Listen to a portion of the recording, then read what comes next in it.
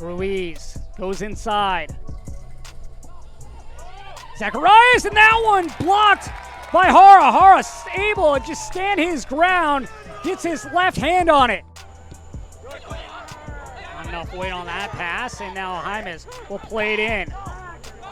Walefe try to slot it through Hernandez. That one denied by Jara. What a great save. Beautiful save. Great ball to Hernandez, and then the box. And it's poked away by Gomez, only as far as Mawape. On the left foot, shot deflected, back post Kraft, saved by Jara.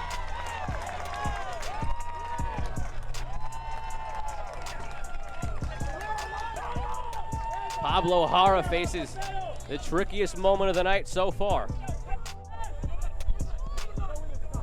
Kraft looks over the top towards Terzaghi. Instead, it's Bolaños coming in from the left side. Has men with him.